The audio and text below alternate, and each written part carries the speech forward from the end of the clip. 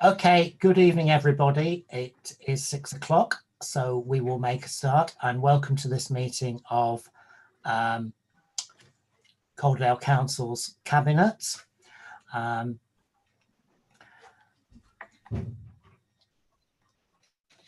The first item is apologies for absence. There are none. All cabinet members are present.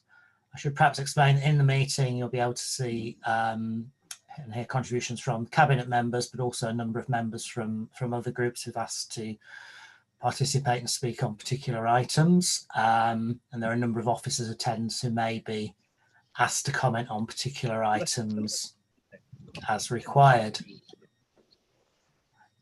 If I can remind members to try and remember to be muted when they're not speaking, then it avoids any feedback and so on. So there are no apologies for absence. Item 2 is members' interests, and to remind members to declare any interests that they may have in items on the agenda, which they can do now or on the particular item. I've just noticed, having said that there are no apologies, that Councillor Metcalfe isn't with us at the moment. I assume he will be shortly. I am aware that under this item he was going to declare an interest in item 11 on day services. That's one of the exempt items. So I'll remind him of that when he's able to join us. Item 3 deals with admission to the public. The meeting is open to the public who will be viewing through the YouTube streaming, except for the following items, which is items 10, 12 and 13. Proposal is that they're exempt due to paragraph 3, financial and business affairs, and item 11 due to paragraph 4, which deals with labour relations, consultation and negotiation. So when we get to the end of item 9, we will take a pause and the live streaming of the meeting will end at that point. Can I just ask cabinet members to confirm that they agree that those items should be exempt? Thank you. Item 4 is the minutes of the cabinet meeting held on the 1st of June 2020. These were circulated. I am aware that the eagle-eyed councillor Marilyn Greenwood spotted a mistake in the figures somewhere, and I suspect the equally eagle-eyed councillor Scullion is going to remind me where that was, perhaps. No. Chair, yes, thank you to Councillor Greenwood actually for that. There was a typing error in the main body of the report, which said that an item relating to, I think it was electric charging points at the council's own depot at Batterson Road. If you remember, there was an item on that at the last meeting, and the actual amount requested was 140,000, and that was what appeared in the recommendations. However, in the body of the report, in one particular paragraph, it said £140. If only it were so, Chair. It makes no difference to what we proposed and seconded and voted upon. But I thank Councillor Greenwood for that, and I am going to make sure that the Director of Finance does get a new calculator. Thank you. So with that minor correction, can we agree those minutes as a true and correct record? Can I see all those in favour, please? Thank you. So item 5 is question time. We've had notice in advance of questions from members of the public, which I'll ask Ian's head of legal to read out the first one of those, which is from Mr. Greenwood. Thank you, Ian. Thank you, Chair. Mr. Ed Greenwood asks, what is Calderdale MBC's current protocol, process and response to unauthorised encampment by the travelling community? And should these outcomes be referred to in the forthcoming local plan, section 16 policy HS8? Thank you. So I think that cuts across two areas of responsibility. Perhaps I can ask Councillor Scullion, first of all, to comment on the planning matters, and then I'll ask Councillor Press to comment on the more immediate management issues. So Councillor Scullion first, please. Thank you, Chair. I think it is important to make a distinction between procedures in terms of what the council does with an unauthorised encampment and the policies. And perhaps I should just say a little bit about the local plan and the policy aspects of encampments, gypsies and travellers and travelling show people encampments. Just as by way of a recap, the council's local plan is still in draft form. It has had its first part of its examination, and it is due to have the second part of its examination in front of a planning inspector later in the year, in the autumn. We don't know at the moment whether that's going to be virtual, whether it's going to be in person, or whether it's going to be some hybrid mixture of those two. And the guidance in terms of sites, there is actually quite strict criteria in terms of the existing level of local provision and the need for sites. Clearly, we have no designated sites at the moment. Clearly, they can't be in the green belt. They have to take into account neighbours. They have to have landscaping and biodiversity issues. Ground contamination, which I know has been some of a problem elsewhere, has to be dealt with. There needs to be access, there needs to be electricity, water and other supplies, drainage.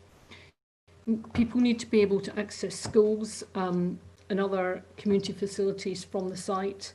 Need to take cognizance of any heritage assets nearby, etc. And also mentions shouldn't be in flood zone 3, which of course takes out quite a bit of Calderdale, and it also has to provide opportunities for grazing of animals. We have been working on those issues as part of the overall development of the local plan. And what we said to the inspector at part 1 of the examination of the local plan is that we're going to actually take this, because there is quite a lot of work in a place like Calderdale, we're going to do a supplementary planning document after the adoption of the local plan. And so far the inspector has made no representations to us in terms of that. But clearly this is something that may well come up at stage 2. Now clearly that's looking at a sustainable site, encampment site for the longer term. The question of our procedures for managing and protocols for managing transitory unauthorised encampments is of course very different from the policy issues. And I'll pass over, Chair, if I may, to Councillor Press on that. Thank you, Jane. Councillor Press, do you want to add anything on this or provide this as a written response later? Yeah, I just wanted to say really that this is obviously a problem, an ongoing problem that tends to happen at a particular time of year, often in the summer, not always, but it's been happening for many, many years. And we know that wherever it is, that there can be lots of upsetting issues for the community. And I believe that one of the incidents over the weekend was particularly difficult for our operational officers. Especially after all the weeks we've had of lockdown, and we've had a very difficult year. So this adds to the problematic issues that we need to take a close look at. Councillor Scullion has outlined the challenges, and they are challenges which are detailed in the local plan. And we need to revisit this. We need to take care of our communities.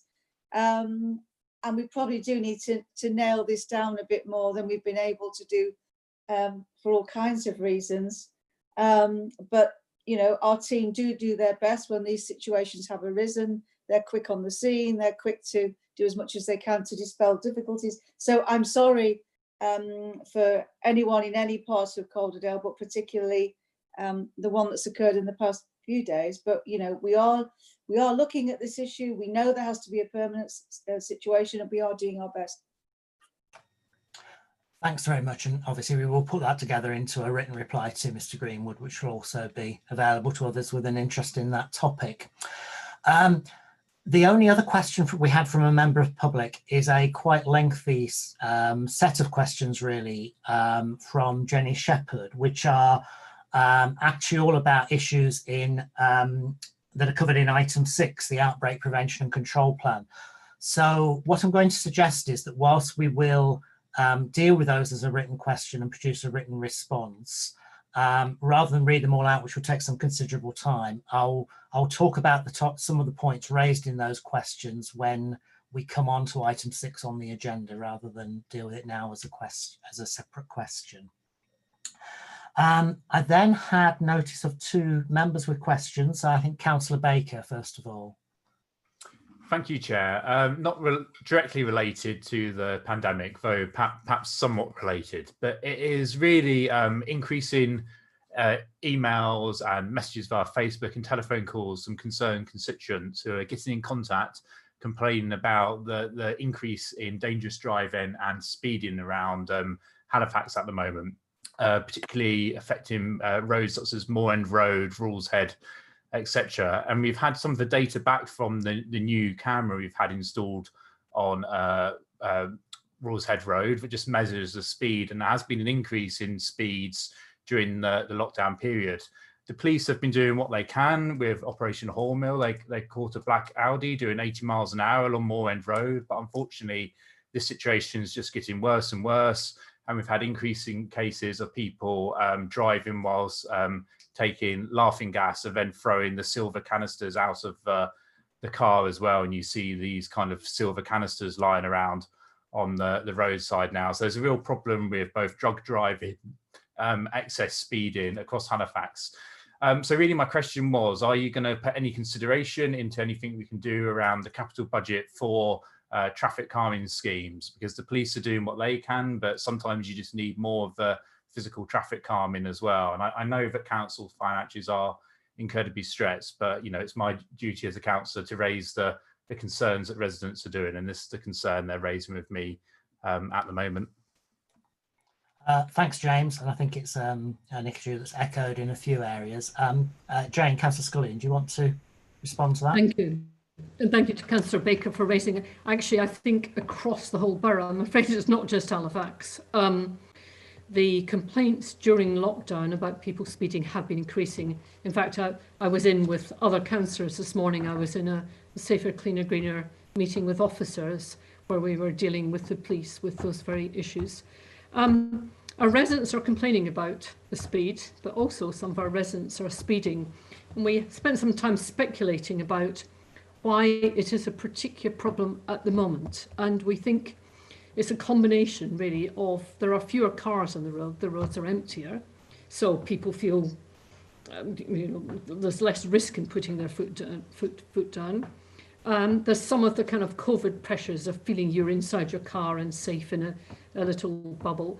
And I have to say, within my own ward, there's also the lifting of the roadworks at Mythenroyd, and it is a rather extraordinary experience to fly through Mythenroyd. So the temptation is there. So there's quite a lot of work for us to do, I would agree.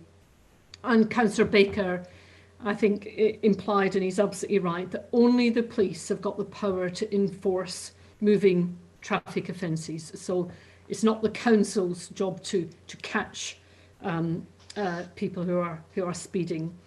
But nonetheless, our community protection people have actually been trying to address these things, but COVID difficulties has meant that some of that's been delayed. Some of our wardens have in fact had to shield and have been deployed to other areas of work during COVID-19, but they are now coming back into those roles. Councillor Baker mentioned Operation Hornmill, and I've got some figures from that. Operation Hornmill so far has issued 208 fixed penalty notices. It's had 23 arrests and 66 vehicles have been impounded. But nonetheless, as myself and other councillors heard this morning, Nonetheless, the police are still finding vehicles that are have to be impounded. So it's a very current situation. Are we going to spend more capital as a council on this? Councillor Baker, I wish we had more capital to spend. We actually spend about 365,000 on what we call the Safer, Healthier Streets block of the local transport plan. And of course, we've now got an additional 450,000, particularly for Park Ward, in terms of active travel and road safety. It's very difficult at the moment because people are at the moment discouraged from using public transport, and we're really trying to persuade people to make a modal shift and cycle and walk. But this is a very difficult job that we've got in front of us. We've got the work that we're doing on the A6033 at the moment to make that safer. We've got the corridor improvement plans that you've heard about endlessly. We've got the 20-mile-an-hour zones, and of course we've got the keep clear streets outside schools and so on, which has been well received, and you will know about some of the social distancing we've done in our town centres. It isn't easy because I think you'll agree that in terms of behavioural change, it is a combination. It's a combination of enforcement, education and physical changes. And we are trying to do all of those things. We are limited by the amount of money that we have. We have been delayed in some of the things that we'd like to do because of COVID-19. But I think we have got a real opportunity in terms of road safety education. Our residents are complaining about speeds, rightly so, but it's also our residents who are doing some of that speeding really. So in terms of our road safety partnership and other partners, we really got a job in terms of enforcement, education and the physical changes that we need. And if you can think of any ways in which we can get more capital for that, that would be great. Thank you. Thanks, Councillor Scullion. Councillor Carter, I've seen your message in the comments. I'll come back to you in a moment. There is a little time left for questions, although normally ask for notice in advance. I did understand that Councillor Blackburn was going to attend and ask a question, but I've noticed he's not in the meeting at the moment. I don't know, Councillor Lee, are you aware what he intended to ask? Thanks, Chair. Yes, I am, and he sends his apology. It really is a genuine reason why he can't attend. So I'd like to ask the question on his behalf, the pre-notified question. May I go ahead, Chair? Yes, of course, yeah. Thank you. Okay, as we all know, a decision has been taken that the council employees who are working from home should continue to do so for a further 6 months at least. Now, there may be very good reasons for the decision. I'm not really querying that at this stage. I'm querying that the decision has been made so far in advance of a date. You know, next year is a long way away, and the COVID situation is changing daily, weekly, as we're all aware. And I'm just concerned that we've made sure that any ramifications arising from this decision have been fully considered in the absence of wider debate between council members. You know, I first saw it, as indeed a number of other members, you know, just as an announcement in the normal sort of update that we receive. And the possible ramifications of this, I think members will have all heard these from their own wards, but, you know, comments are coming through such as, are there possible health issues arising for our staff who, you know, are already pretty fed up with being locked down. And some people actually thrive on interrelation with other people and want to be at work. So that could lead to problems, you know, over the next 6 months, since this is said, it, you know, the announcement has been made. And it could also affect economic recovery, because council staff go out and spend money particularly in Halifax, but should we be trying to lead the economic recovery in the borough by trying to return to normality as soon as possible? And I think stating that we will keep in lockdown effectively for another 6 months is potentially not setting the best example. So I just query the timing of the decision and any information that you can provide regarding the necessity for that decision now. Thank you. Thanks very much, Councillor Lee. I'm sure this is something we'd want to provide quite a detailed written response to, because there's quite a lot of work behind this, including, I know, a staff survey and a lot of work by Jackie Addison and by Robin with our staff about understanding the implications of this. And of course, the issue of how lessons are learned from COVID and the possibility that many businesses will change their model to have more home-based working is being quite widely picked up. So I think this is not just about council. And I don't think it's a case of remaining in lockdown. It's a case of also adapting to different ways of working. But I'll bring Councillor Scullion in as well. And I think it would be helpful to have quite a full written response as well. Jane, can I bring you in on this? Thank you. And I'm certainly happy to provide a more detailed written response to yourself, Councillor Lee, and to other members. Clearly, we are looking, as you'll hear later on this agenda, in terms of our overall office estate and what that means in terms of social distancing and making sure our staff are safe. We are very well aware, and indeed enormous amount of work has been done, as you might expect from Jackie Addison. I think she's on this call, so I don't want to embarrass her, but herself and the team in terms of understanding where our staff are in relation to this and actually looking after their mental health and general well-being, really. So we have done an enormous amount of work. We have seen a very, very dramatic fall in the levels of sickness absence compared to last year. And we have actually been encouraging contact with staff during the lockdown and really focusing on positive well-being and mental health and using all the technology that we possibly can. And you will probably, I'm sure, Councillor Lee, have seen the e-call in terms of some of the things that we do, particularly on Wellbeing Wednesdays, making sure that we keep in touch with people. And clearly there are some staff who do need to come in terms of, for example, social workers, particularly those needing supervision. So we're basically taking it issue by issue, group by group, but there's a lot of behind the scenes work has been done on this. I take your point about the town centres. I think that's a wider point, and I think it's something that we probably will debate as part of the financial recovery plans and indeed the work that we're doing around the town boards and strengthening our market towns. I'm happy to provide a written response. Thank you. I thought it'd be helpful for Chief Exec just to comment briefly on this as well for you, Councillor Lee.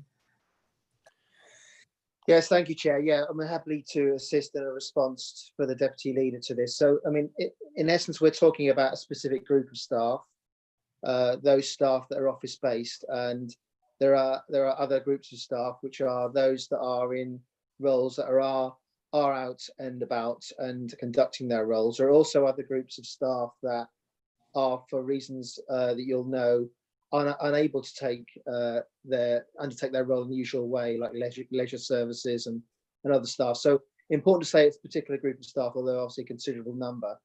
The message I sent out was intended to be very clear as a management decision, in essence, a decision that is a management decision about ensuring that staff are safe and that we can ensure that the facilities we have in the town centre, in particular in Halifax, can manage the numbers safely. So Princess Building has been repurposed to enable us to provide a safe environment, but we are in a position where people were coming into the office in a way that was going to compromise that. So we have a significantly reduced capacity in that building because of the requirements we currently have. And I think it's also important to say, as well as all the hard work that Jackie and her team have done, that was causing considerable issues and concerns for our buildings and estate staff. So, and I just, the other thing I'd finally say, and can say a bit more in any response, both that we have had a level of sickness reduction due to the environment that we hope we can sustain, but we also are very mindful of the impact for some staff, a small number of staff, where the challenges for home working are considerable.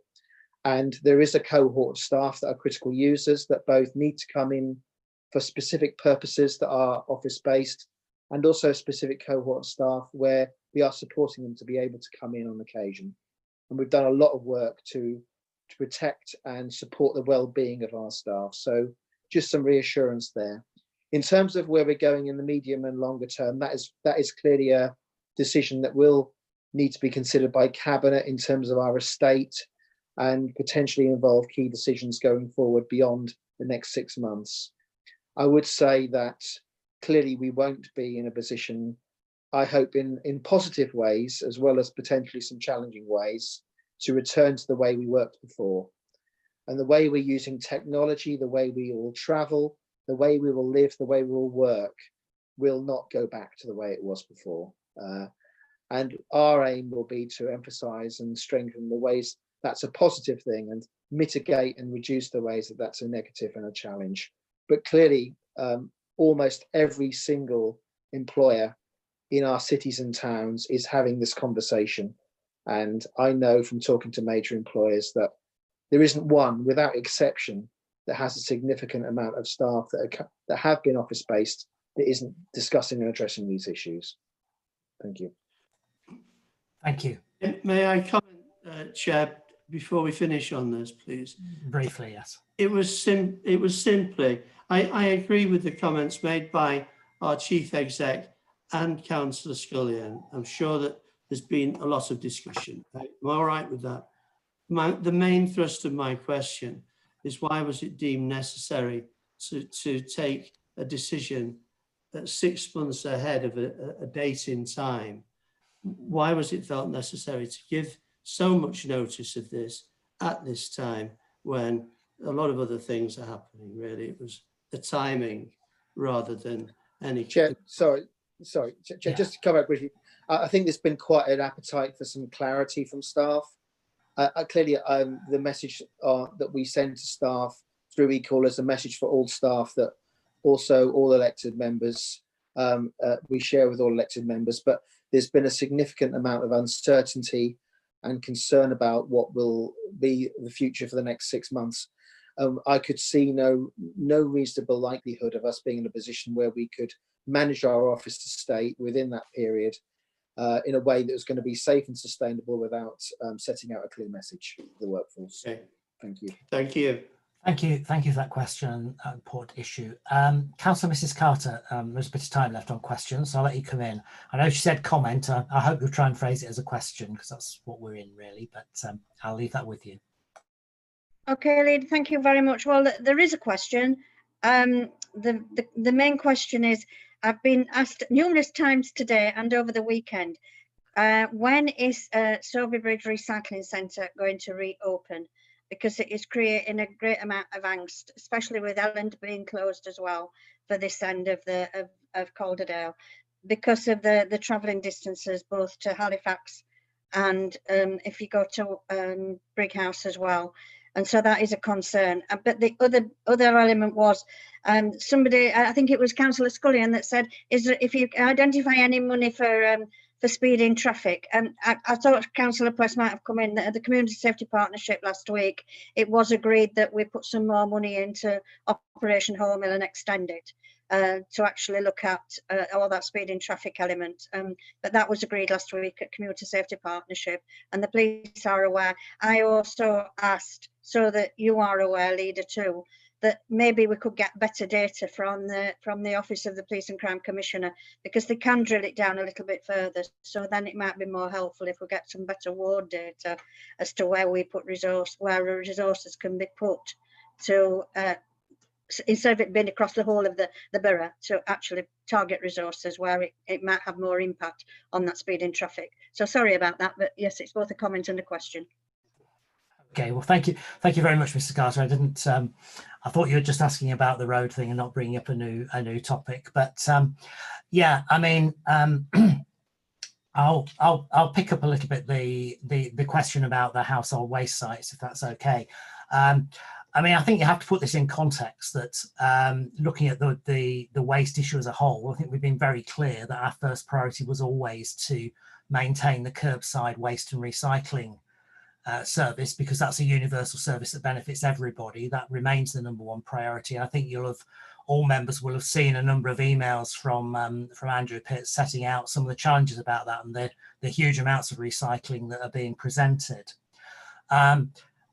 The household waste sites, as with everything else, we've been trying to take a very careful and prudent approach to when we've reopened services. We want to make sure that anything we bring back into use is safe and sustainable. And that's why we focused on the 3 sites that we have. They're the ones that have the best capacity for queuing, where it's easiest to manage the social distancing, and they provide reasonable coverage of the borough. And supporting those tips, I don't know if anybody's visited them, but because of those arrangements, they do actually require additional staffing to manage that situation as well. And some of the staff have been redeployed to support that.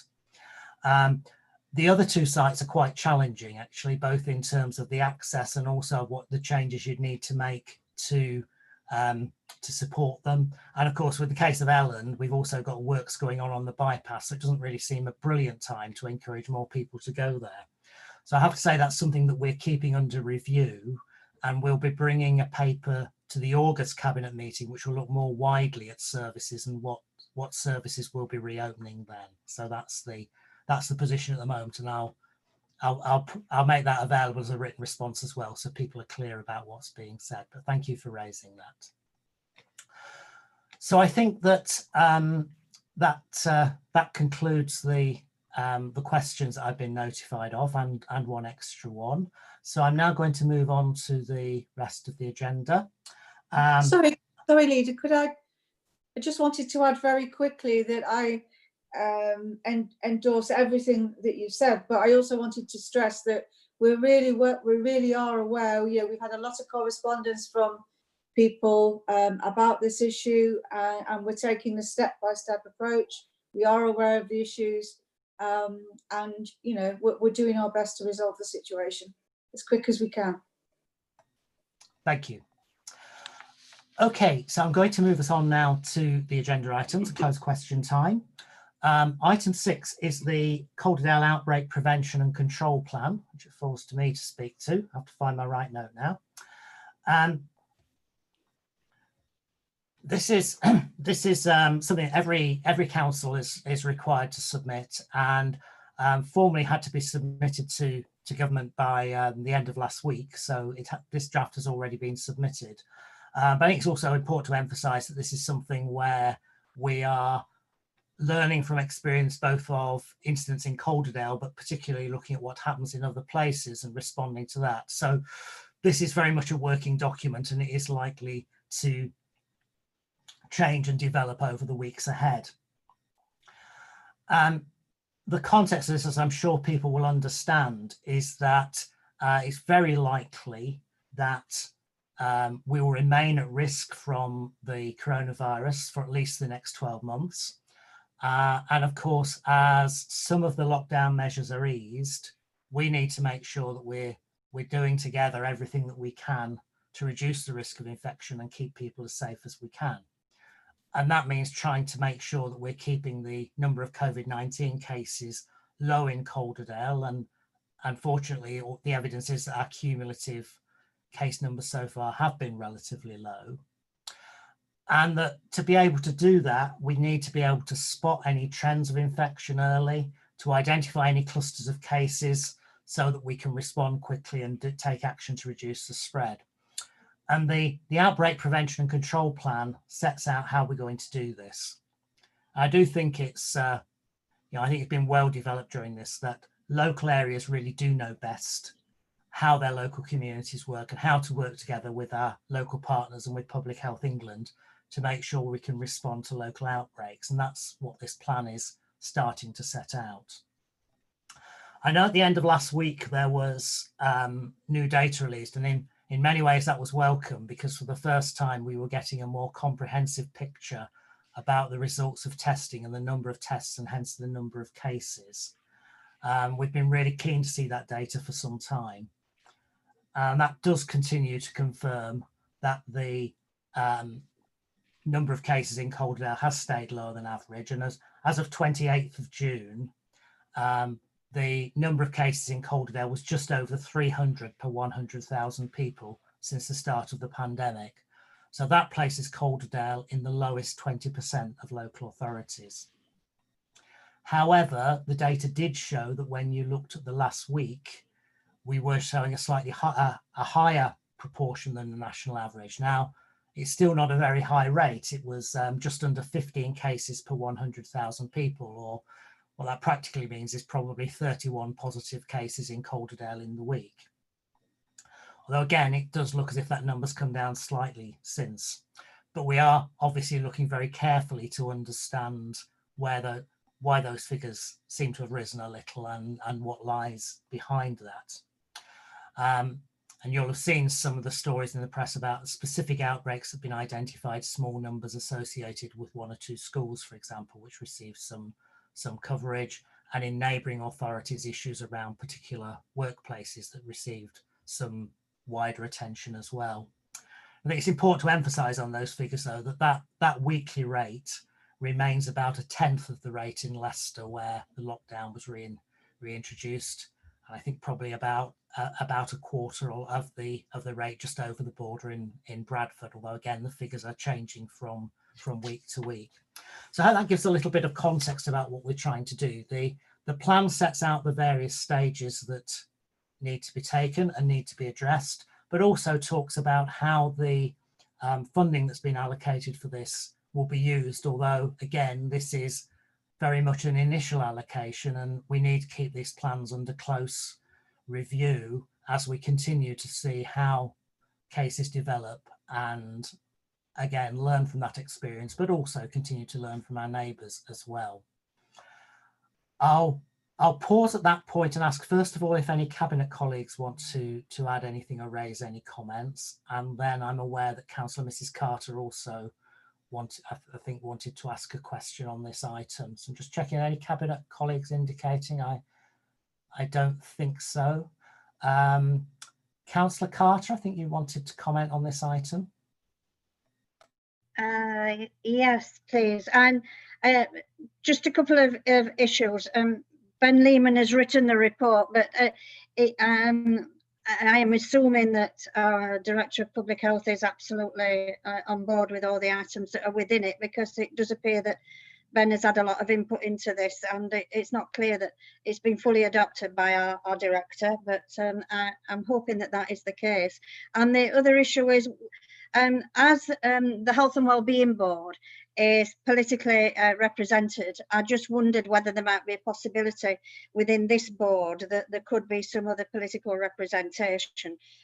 As you are aware, Leader, across the borough, it is always very tight in voting as to where we sit, and even though there might be a larger number of Labour seats across the borough, there is still a heck of a lot of people that are part of the borough where the Labour group actually don't represent that area at all. And I just wondered whether there would be a possibility for us to have that political input from other parties, as we have in the Health and Wellbeing Board. As you've mentioned yourself, it's important that local people that are on the ground, people that know their areas, can input in. And I think there is a possibility that within those areas there could be some input from other members if there was that political representation. So those are the two things, Chair. Thanks very much, Geraldine. First of all, can I say that very clearly, yes, this plan has been signed off by Debs as the Director of Public Health. It's in many ways, it's her responsibility and her, I'm tempted to say her next on the line really in managing this process as well. So I think it's very clear that she has ownership of this, and I'm sure actually has to formally sign off the submission that goes in. I think in terms of the specific board, I mean, the thinking immediately was that this is effectively an advisory board to Debs. It does bring together a number of different partners. And our initial thoughts was that this is effectively a an executive and cabinet position to be on this board. I do understand the points you're making. Certainly, the intention is that the board should report regularly to the Health and Wellbeing Board, because I think that is an important part of the process, and of course also would report to scrutiny. I'm not going to make a definite decision about adjusting the membership at this point, but I mean, I think the issue has already been raised in terms of the recovery element as well. So we'll take that back and have a further look at it. And I think, you know, the terms we've agreed in terms of nominating members, that isn't something that would necessarily require a cabinet decision. I think it's important to emphasise, though, that this, you know, this board would tend to meet in confidence, because it's clearly needs to be able to discuss quite detailed and at times sensitive information carefully as well, which is why it's there as a separate board rather than being part of the Health and Wellbeing Board directly. So I will take that point back, but I do want to give that a little more consideration. You want to come back briefly, Geraldine? Yes, just to say thank you very much for that. Thank you for looking at it. And I do agree with you. It is a sensitive issue and should be in the position where you are able to talk without it impacting on what's said, and it should be behind closed doors in that respect, but then report back to the Health and Wellbeing Board in an open environment and to scrutiny, and I think that is the right way to do it. So thank you for taking it back and maybe reconsidering. Thank you. Thanks. It's perhaps also worth adding that you'll see there's a number of different levels within this, and when there is an individual outbreak, there will be an outbreak team which will be staff focused, but would also bring in representatives of, say, the workplace or the school or whatever that was involved, that would look at that specific outbreak. And in all of those cases, we would look carefully about how we communicate. And again, that balance between, you know, people's individual rights to confidentiality, but also the importance of giving people confidence and clear explanation about what happened. And I would reassure all members that as part of that, you know, I would always argue very carefully about how ward members should be involved and want to share as much as it was safe to do. And indeed, there has been a couple of outbreaks already where we've been, you know, very careful about making sure that ward members were notified, as well as the MPs where appropriate as well. And we'll continue to do that. And I think actually that touches on one of the issues that was raised by Jenny Shepherd in her questions. As I said, I won't go through all of them because it would take some considerable time, but there are quite a lot of important issues that are raised in there, not some of which I don't think we can directly address as a council, but we can certainly support lobbying on. I think one of them that's raised is that challenging issue that to manage test and trace effectively, we need to be sure that if people are identified as having symptoms and test positive, that they will then take their time off work and will isolate, and that their contacts will self-isolate. And clearly this is quite difficult if people are uncertain about their rights to sick pay and to support whilst they're doing that.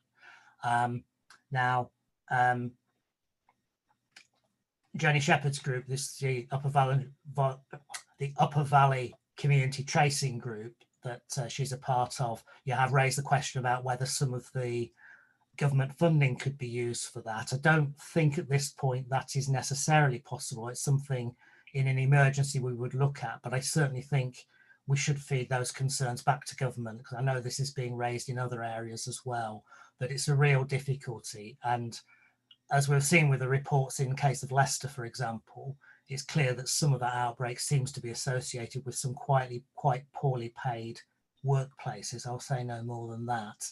And clearly in those settings, those are the people that you need to self-isolate, but it's very difficult if they then don't have the financial security to do that. So I think that's a really important point we need to pick up. Some of the other points were perhaps more detailed about the testing. I know that she's also raised concerns about the the widespread use of private companies as part of the testing and tracing situation. Obviously, that is part of a wider debate about private services in health. I think there's a recognition that certainly in terms of lab capacity, simply would not be able to do the number of tests that are required without making use of the private labs. But again, I'm sure it's something what we want to be sure is that this remains a system that is controlled by the public sector and that is publicly accountable. I think that is the key element. So I think there are one or two really important points in there.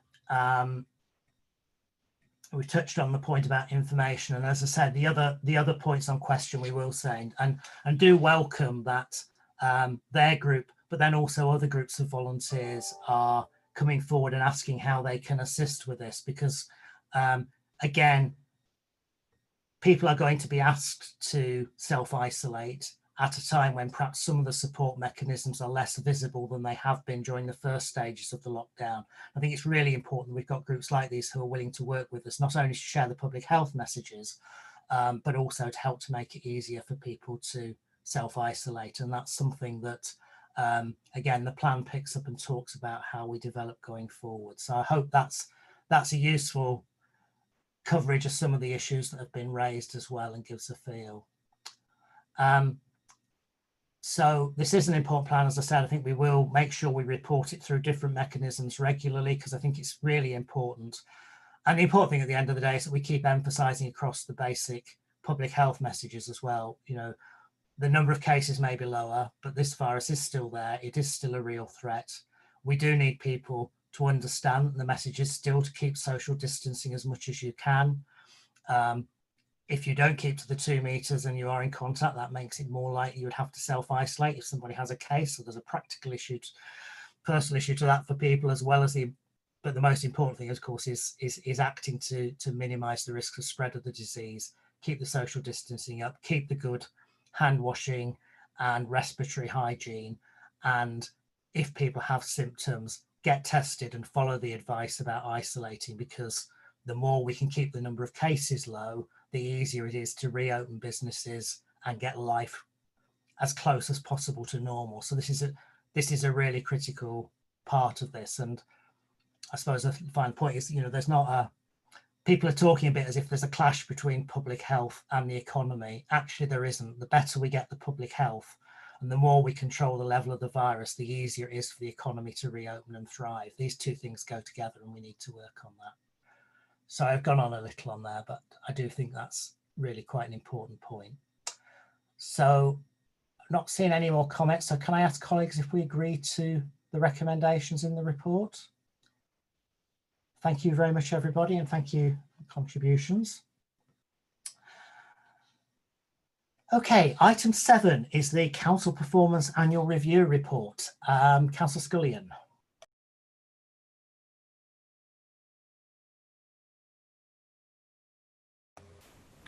Thank you, Chair. This is the annual performance review report that we bring around this time each year, and it's a report for 2019 to 20, to the end of March 2020 this year. So therefore, I suppose health warning, it doesn't actually include really any way in which COVID-19 has impacted upon our performance. So this is a bit of a roundup of the year, and there's some good news and there's some bad news, members. I think what the report does give some indication of is the sheer range of activities that the council's involved in, and it's always interesting to see the performance across that range. And of course, you will know that behind this particular report, this particular basket of super indicators that we use for this exercise, the Best Borough in the North exercise, there are an enormous number of pieces of data, and our own DataWorks website gives you access to those. One of the things you can do is put in your ward and ask for any reports that actually relate to your own ward, and that's very interesting. And we have actually got an enormous amount of data in there, I suspect the largest in West Yorkshire. So in this last period, we ranked 8th out of the 20 northern boroughs that we test ourselves against, that we measure ourselves against. And last year, nearly 60% of our 15 super key performance indicators, that's right at the top, that we benchmark, we've either met 60% or got very close to that target. It's actually a smaller proportion than last year, and it shows how challenging some of those targets are. let me start in terms of just giving you a brief summary of the report. I want to start with the goodies, the good news first. And the first of those is actually school performance in terms of secondary education. The outcomes for secondary education continue to be high. They continue to be above regional, national and the Northern Boroughs' performance for attainment and progress at the end of secondary school. In fact, it's one of our strongest performance areas, and we're second of the Northern Boroughs in those particular measures. And a high proportion of our secondary schools are rated good or outstanding by Ofsted. And actually our attendance at secondary school is above the national and regional averages. And I think all of those things are really, really worth something. The second one I wanted to highlight, and I'm really, really pleased about this, and I think members should be too. You remember last year at this time we were particularly concerned about the number of children at reception age presenting who were overweight or obese, basically had excess weight. And they were really well above national and regional averages. We have had a number of initiatives throughout the year, Food for Life, Calderdale Food Network, etc. And the performance indicator has improved dramatically. Reception age children, Calderdale, I'm reading here, are now less likely than their regional peers to be overweight. And our ranking has improved significantly in the year from 4th to 16th. In this case, 16 is good. And there's also an improvement in the number of children in year 6 who are overweight, and where our ranking there has improved from 5th to 8th over the same period.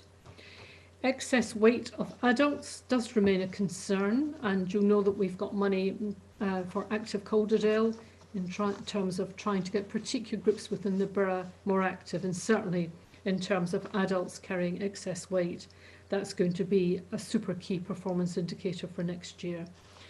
I should mention, which is in the report, recognition of our cultural scene and residents' perception of the borough have all improved, but there are some things we really need to improve. So our areas for improvement in the coming year, as I said, children Calderdale generally do very well at the earliest school measurements with attainment in the early years foundation stage above regional average. But we've got a challenge later on in primary education. Achievement and progress at Key Stage 1 and Key Stage 2 is actually not what we would hope for and what we would expect in terms of regional and national averages. And we've actually given quite a lot of priority to this now with the English Hub, the Research School and Teaching School Alliances, action plan from the Early Years Review that we did recently. But it's interesting, I think, in terms of some of the challenges that those school children in our borough face. Some of the challenges, I think, are to do with poverty and material disadvantage. And we really need to do some more work and really give those children real priority. The other thing to highlight where we could improve, and that's referrals at the front door in terms of children's social services, high level of referrals at the front door and a high number of child protection plans.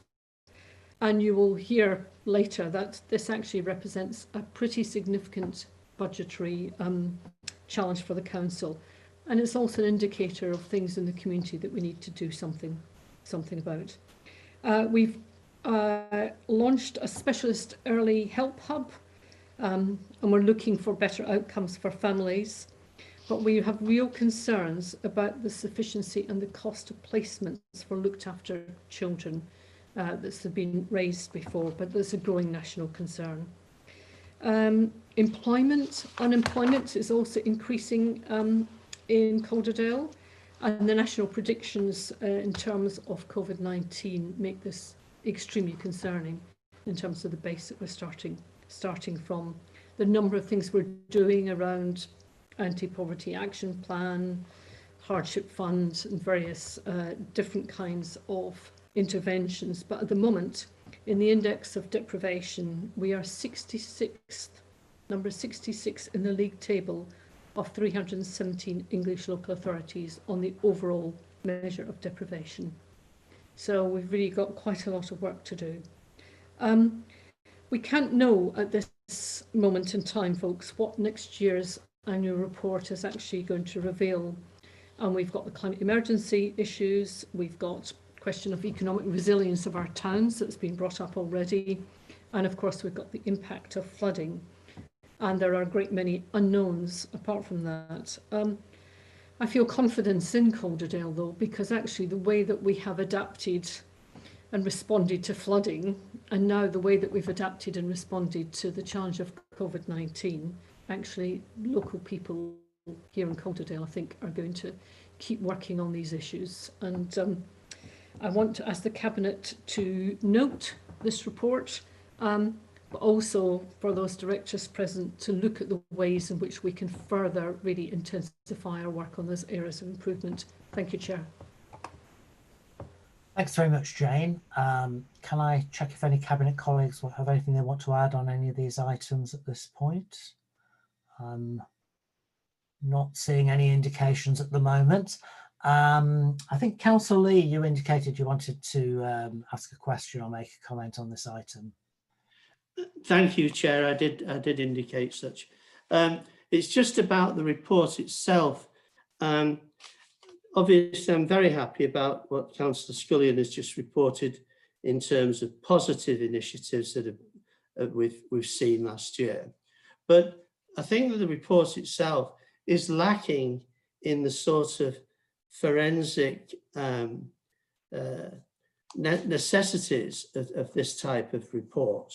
I think there's many generalizations which would be better if they were accompanied by figures to back up what was being said. And just for an example, taking paragraph 461, which Jane Scullion has just taken us through and highlighted some of the comments. In that paragraph, it says the following three things. It says that we do, let me just see, 461. Outcomes in secondary education remain high. Well, I don't know how high, but remain high doesn't do it for me. We are well above national, region, Northern Borough performance averages.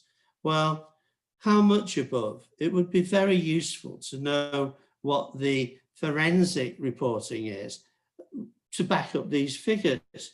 And then later on in the same paragraph, it refers to a high proportion of. Well, what proportion? Now, I don't want to labour the point, Chair, but there's similar woolly language in 471 and 472. And I think we can do a better report than this to communicate to all members just more exactly what's going on. And I think more precise reporting is required in order to allow Cabinet to make important decisions and for other political groups to have a clear and concise statement of exactly what's happening rather than generalisations like we see in this one. And I would ask Tim Swift, our leader, does he agree with that particular comment? Thank you, Councillor Lee. I'm going to defer for a moment to Councillor Scullion because this is her specialist area, but I may add some comments when she's come back. Jane, I'll come to you first. Councillor Lee is clearly a statistician after my own heart, and indeed, you're absolutely right. You know, 100% improvement on a low number is not as impressive as on a high number in terms of both absolute numbers and percentage and trends and so on. In some ways, although I'm very sympathetic, Councillor Lee, the way in which we report these things has actually, we have been round the houses a bit on this. We have previously put all of these figures in and had very long charts in the Cabinet report, and people have complained that it's too much detail, that it should be presented in a more summarised, easy to read form. You just can't please everybody all of the time. I would be very happy to discuss those figures with you separately And you're very welcome actually any time when the papers are first produced to contact me and talk about the detail. We keep reviewing the way in which we do present these performance figures, and we will take another look at the question of how much detail of the data people want. As I say, it is there on DataWorks. Sort of the layperson's understanding as opposed to the more forensic report that you want. Somehow we've got to strike a balance. Thanks. Yes, I mean, I suppose I do wonder. I mean, I think the covering report is precisely that. It is attempted to give a summary of directions and key trends rather than the specific figures. And you can always criticise the exact language that's used. I do wonder, as we perhaps as more and more we see these reports as documents that people read online rather than as printed reports, whether perhaps sometimes we can include some direct links into the underlying data so that for those who want to go into the greater detail, the connections are immediately there. Whereas at the moment, I appreciate you would need to search through DataWorks and look for the relevant things. And perhaps as a way of reporting, that's something we can investigate for the future. As I say, more and more cabinet reports are documents that are looked at online and read interactively, aren't they, rather than a simple piece of paper. So there might be a way of improving the presentation there. Councillor Baker, you've asked if you can comment on this item, and then I'll bring and then Councillor Wilkinson wants to come in. I can, thank you, Chair. And actually, in terms of looking at some of this stuff, if you look at the Calderdale DataWorks, there's some really great data there that shows you some of the key performance indicators, and that's you know, I sometimes find that a far better way than actually reading this report that comes to Cabinet. The issue I just really wanted to raise was on crime, where we're still ranking quite poorly on that, one of the worst out of our comparative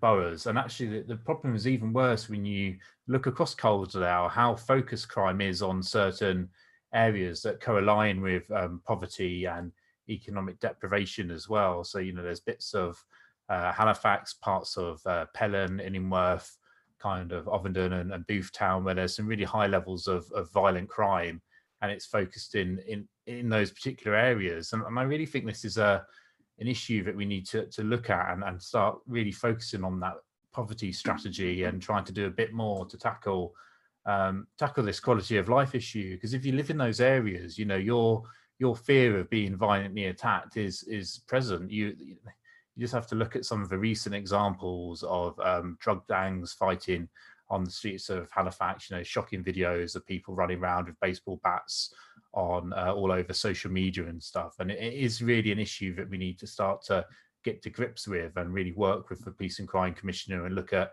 you know, the early interventions through education and youth work to try and get a grip of this problem. Because unfortunately at the moment it seems like it's going downhill, and that quality of life for people in Halifax having to live with this fear of crime still there. I do appreciate an effort has been made with the new community safety wardens over the past couple of years to try and address this problem, but looking at these statistics, I can't see that it has as of yet made a meaningful impact on those crime levels across the borough. Thank you. I'll bring Councillor Wilkinson in and then pick up any responses to that, Councillor Baker. Councillor Wilkinson. Thank you, Chair. It was just briefly in response to Councillor Lee's point really about a lack of detail, and I think really what the leader said about, I think I just echo the point that I think the trouble is that there's so many different issues covered here that if you were to go into vast amounts of detail on each one of them, it would be a really very, very lengthy report. But rest assured, there's an awful lot of work going on behind the scenes on all these issues. And I think specifically Councillor Lee mentioned 4.7.1, which relates to the early years and Key Stage 1 and 2. And I think what Councillor Scullion said about the early years peer review is important here, because I think, as was pointed out, we're doing incredibly well by the time we get to secondary school, but unfortunately we're not performing as well in in early years and primary. And I think if we can make sure that children in Calderdale get a better start in life at early years, then they'll be absolutely flying, because they're already doing incredibly well by the time they leave school. So if we can just, start that journey in life off even better, then by the time they leave secondary, they'll be flying. But if Councillor Lee would like any more information on more detail on the work that's going on with the Mind the Gap strategy and the early years peer review, I'd be more than happy to provide it. Thank you. Just picking up Councillor Baker's points about the crime statistics. And I know that does feed into some of the index of deprivation figures, and I think there is still some dispute sometimes with some of our police colleagues about some of those statistics. Probably a detail not to explore here, because at the I've lost track of which scrutiny panel it is. I think it's the place panel that can also sit as the crime and safety scrutiny panel, and I wonder if it might be worth raising with the chair of that panel whether they wanted to have a session to specifically look in more detail at some of these figures and perhaps invite the police to attend and address them. I know that there was quite a lot of detailed work done through the crime and safety panel, which of course does not meet, which Councillor Press co-chairs with, I think with somebody from the police. That doesn't meet in public. I think Councillor Bellinger is your representative on that one, Councillor Baker, but perhaps we could ask the, as I say, the place panel to meet as the community safety panel and request some specific reports on some of those issues.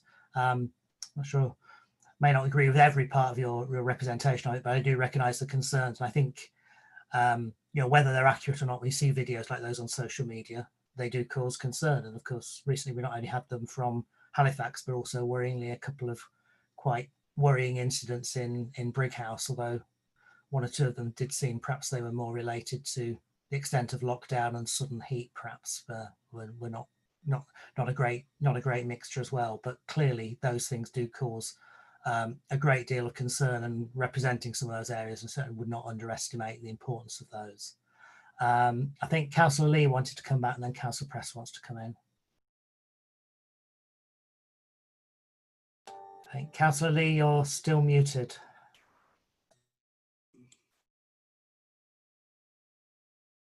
No, is that back now? Right. Thank you, Chair. I'm sorry about that. I just wanted to briefly reply. Councillor Scullion's quite correct. I am aware of the figures. It's just that I'm worried that nobody else is being made aware of the figures in an important report. And I also sort of agree with Councillor Wilkinson. I admire all of the good intentions that we have, and our aspirations are great. I don't have any difficulty with any of the things you were saying, other than in the space it takes to say a good proportion, we could say 75% if that were the number. And then people can make their mind up about subjective language like a good proportion, which could be 55 to 85, depending on who's written it. So I'm just referring to a missed opportunity to be a little more accurate in what is a very important report. Thank you, Chair. Thank you. Councillor Press, did you want to come in? Yes, I just wanted to say, just in relation to the community safety partnership, that we've had many discussions about the importance of intervention and in relation to things like serious crime, violent crime, knife crime, and the Police Crime Commissioner does have the Safer Communities Fund, which funds interventions for early years in communities where there are particular issues around violent crime, and that actually the take-up from Calderdale has been historically very low, and it's something we've tried to champion for some years. So, I would encourage all ward councillors to make you know, to make the sort of stakeholders aware of it, to make the community groups they work with aware of the potential for that. And, you know, it can be quite a significant amount of money, you know, £5,000, £10,000. So we're not talking, you know, we're not talking small amounts of money. So I just wanted to put in a plug for that, because it does actually make a difference, particularly early on, when the most harm when the most harm is done, really. Thanks, Susan. Yeah, it's a good point, actually. I'm aware certainly of you know, a number of groups in my own ward that have used some funding through that very, very successfully. Perhaps the other point I just mentioned, particularly in terms of violent crime, is that as we're saying, the Police and Crime Commissioner launched a violence reduction unit, which kind of tries to learn from some of the things that have been done in Glasgow and other areas in approaches. Unfortunately, that was launched at the start of March, just at the point where we went into lockdown. I guess that's made the early work of that a bit challenging. But if we kind of follow up on the suggestion about a session for the Crime and Safety Scrutiny Panel, that might again be a topic they wanted to particularly look at. So I think that's covered all of the comments. So Jane, I think you moved the recommendations, which I'm happy to second. So can I ask Cabinet colleagues who are okay to agree those? Thank you very much. Item 8 is the capital outturn. Jane, this one's you again, I'm afraid.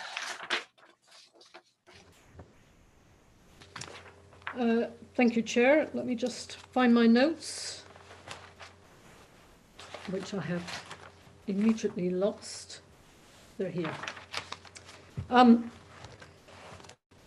This is the outturn for 2019-20, the previous municipal and financial year. And of course, this particular meeting is the one where you get a number of these reports. This report covers what we spent in terms of the capital programme and how it was funded. And last year we spent 47.4 million on a range of projects across the capital programme.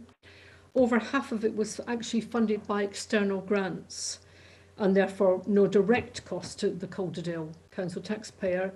Most of the rest was funded through potential borrowing, but on an invest to save basis. And by that I mean that the borrowing is due to be paid back.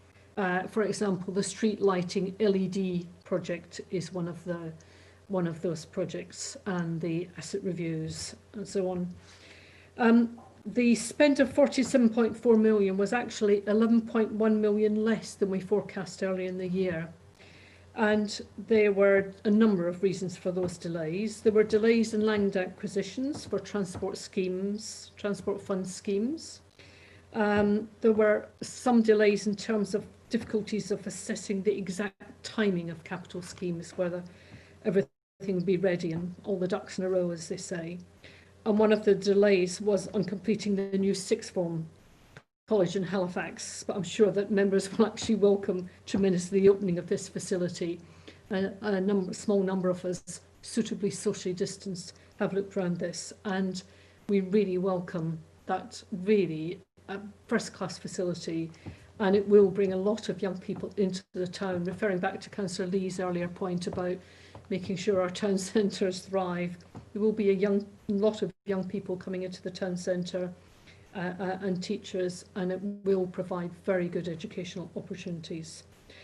The unspent capital resource of 11.1 million was rolled forward in full into the current financial year to allow the schemes to complete within this year, and Cabinet has asked at this stage to note the delivery of the capital programme, and also to recommend that the Strategy and Performance Scrutiny Board be invited to consider the report in more detail.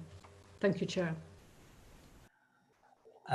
Thank you, Councillor Scullion. Can I first of all check Cabinet colleagues if there's any questions or comments, or other members? Again, I think Councillor Caffrey had indicated that he was going to attend and ask a question on this item, but again, it's not been able to join the meeting. I don't know whether that's something either Councillor Lee or Councillor Carter know what you intended to raise. Councillor Lee? Thank you. Thank you, Chair. Just a brief point, please. I apologise on behalf of Councillor Caffrey as well this evening. Just a criticism again, going back to my comments on item 7, I think it was, that the quality of the reporting leaves something to be desired in this particular sense. In paragraph 6, financial implications, report refers to variations, but it doesn't say whether they're negative or positive. And so, for example, Northgate development, there's a negative variation of £4.5 million. And so to just say it's a variation is an understatement at the very least. And I know that one of the questions that Councillor Caffrey was anxious to ask was whether there's any concise explanation why this budget of about 9 rose to about 13.5 since November last year in a very short period for a project which has been delayed, that we know some of the reasons why, but it's a huge overspend and it isn't properly highlighted in a report of this nature, which should make it clear, and we should take credit where we're under budget, and we should give a proper explanation of why we're over budget. So if Jane Scullion could perhaps answer that question, I'd be most grateful. Thank you. Thank you. Jane, I'll bring you back in. I'm just looking at the figures as we're talking, but yeah. Councillor Lee makes the point on behalf of Councillor Caffrey, and in some ways very similar to the previous point in terms of wanting more detail, and I'm very happy to provide that in a written answer. Thank you, Chair. Thank you. Yes, I think that might be easiest rather than try to read the figures as we're talking. Are there any other questions on this report at this point? Okay, Councillor Lee, Councillor, you came in. If there are not, then yes, we will add a written response on that point, Councillor Lee. In that case, can we agree with the recommendations that Councillor Scullion moved? Thank you. Item 9, financial recovery plan. Again, Councillor Scullion, if I can ask you to start off on introducing this report.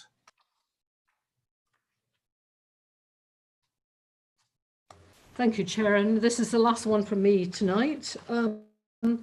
This report is described as a financial recovery plan, and it is a moving object, really, the financial recovery plan. We spoke earlier about some of the actions the council has had to take in relation to COVID-19 and some of the planning that it's had to make. We have had to be very dynamic and responsive in relation to some of the monies coming from central government, some of the tasks from central government, and sometimes we have had as little as a week to respond to government initiatives.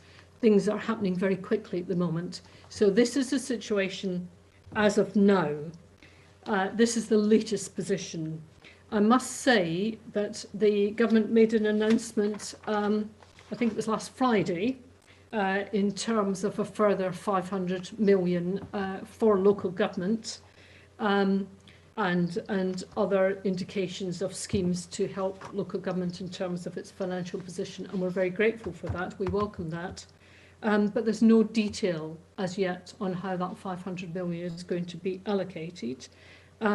We understand, though, from the government that it will be a different formula from the previous tranches of money to assist local government in relation to COVID-19.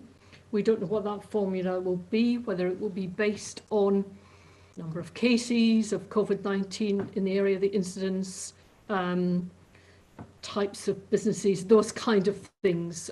We really don't know what this new formula is going to be. And we also don't know the detail of how the compensation for loss of income is going to be calculated, and that's quite significant for us. And it's very different across different local authorities and different types of local authorities. So this report sets out the latest position, but it's caveated by the fact that things are changing literally day by day.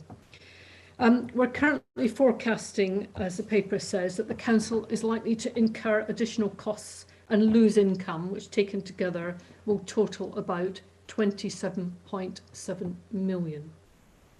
And that includes the costs that we've incurred in terms of social care to protect vulnerable people, but also includes the reduced income. So, for example, sports centres have had to close, car parking income has reduced tremendously. And the government has so far provided us with additional funding of 11.8 million. So therefore there's a budget gap at the moment of around 16 million. And the report that's in front of you tonight sets out how the Cabinet intends to address this problem. And the plan is to do this in 3 stages. The first is to basically address the existing budget pressures, the existing savings that we're committed to doing. And you will remember, I have reported at previous meetings the way in which we're taking management action to address those budget pressures and deal with any overspends. The second thing we're trying to do is to contain the costs of COVID-19 within the government support funding wherever we can. And the third thing we're doing, as all councils are doing at the moment, is basically to have a really good review of all the discretionary spend that we have and reshape the council towards a more business critical model in relation to the current circumstances.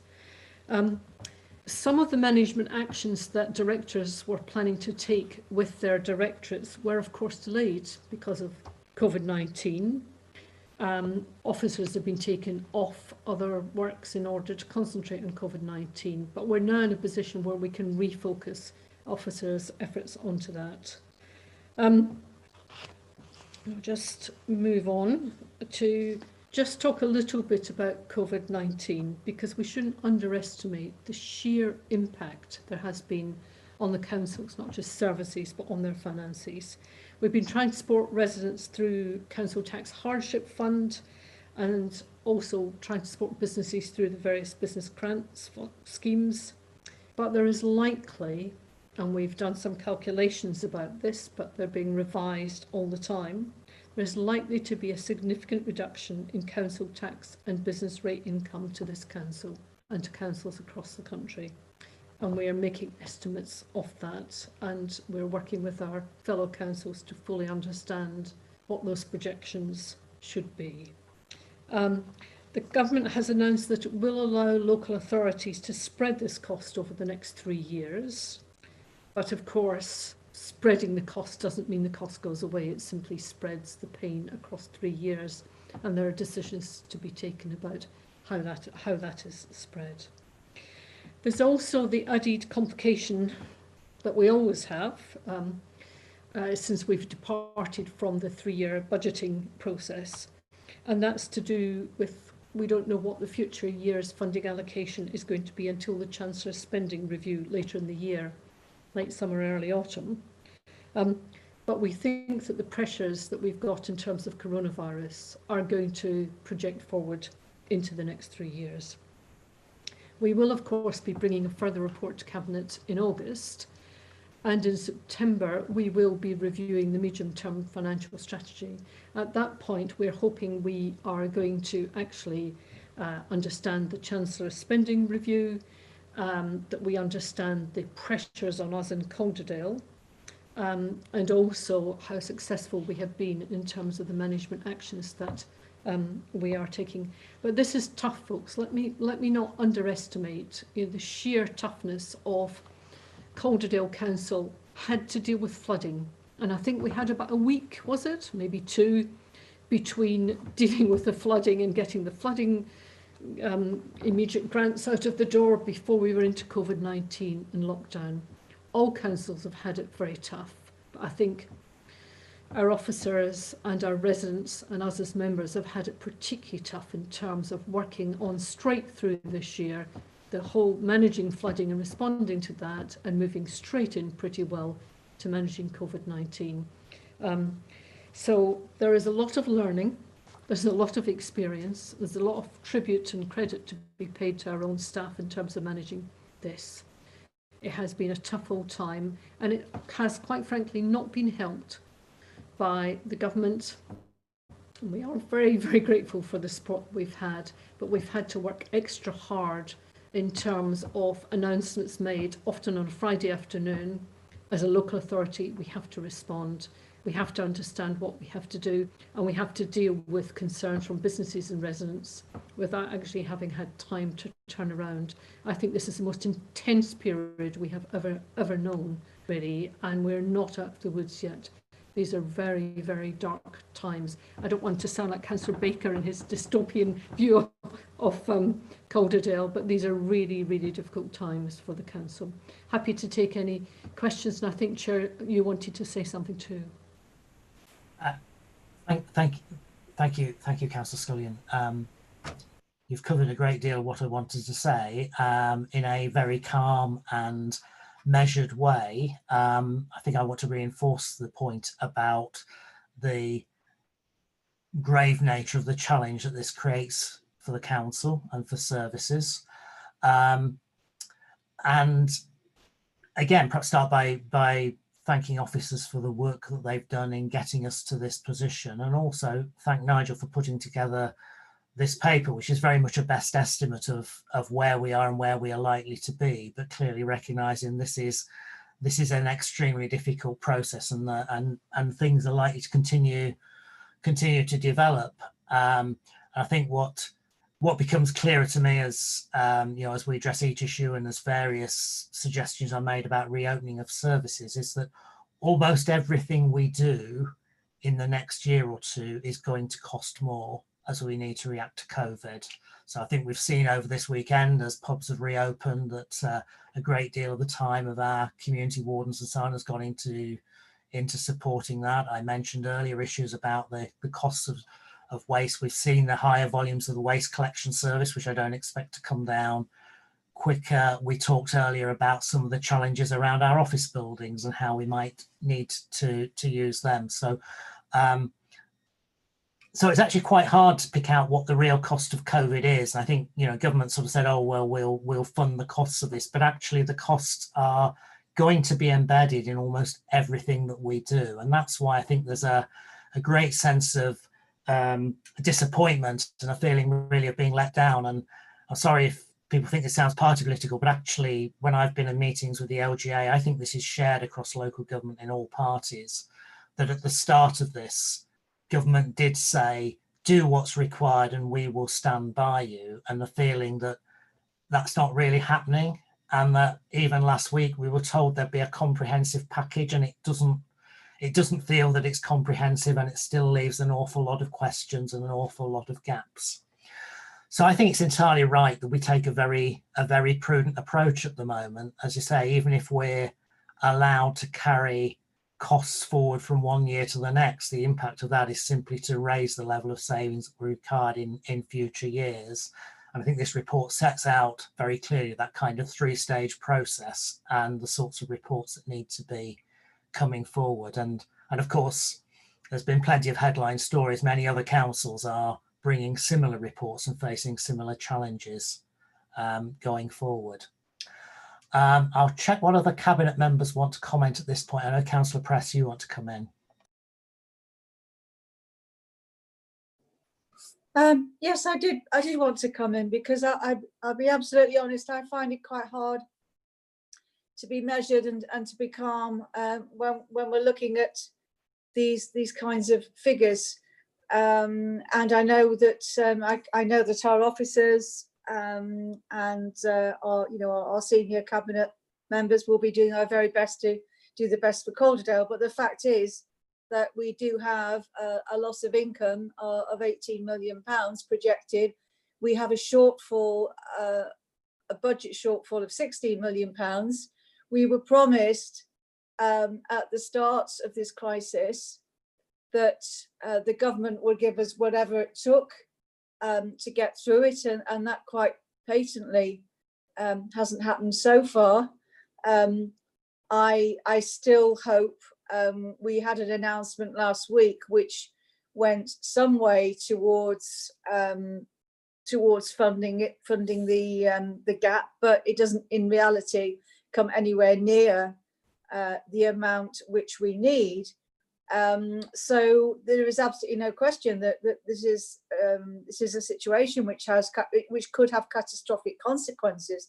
And I do think all councillors, all elected members, need to realise that you know, when we're being asked why certain things are happening, why certain things aren't happening, that's because everything that is going to happen from now on is quite likely it's going to be done in the context of this situation, in which effectively the amount of options we have effectively run out, and a lot of the services that people we've been able to keep going may well be under threat. So I just wanted to say that this is a really desperate situation we're in, and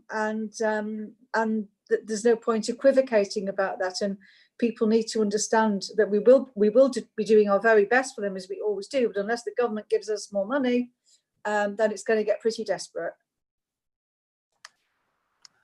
Thank you, Susan. Just looking to see if there are any others wish to comment on this.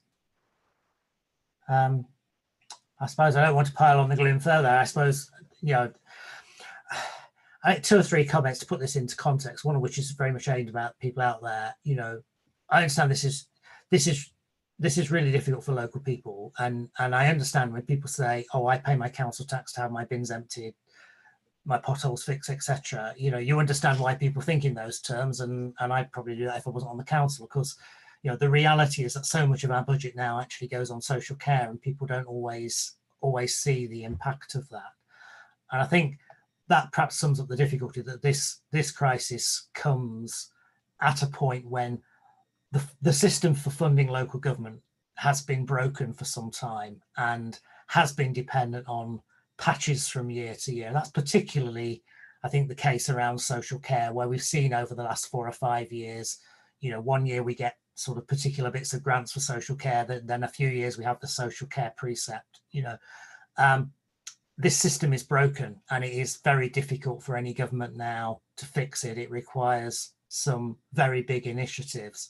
So this crisis has hit at a point when there was already a fundamental issue about how we fund and pay for local government and the services that people value. So don't underestimate the scale of the challenge that is here now. But I hope people understand that this report does set out a process. I'm sure scrutiny panels will want to consider and comment on the various stages that are set out in here, and feed ideas and contributions into that, and I would welcome that. I think that will be helpful. I think we are in effect in a long budget process that probably runs for the next 9 months, really. So I think opportunities for people to contribute should be welcomed. So I have the report and recommendations. I'm not seeing anybody else, so can I ask to see all those in favour? Thank you. So that completes the public items of the meeting, but we do have the 4 confidential items.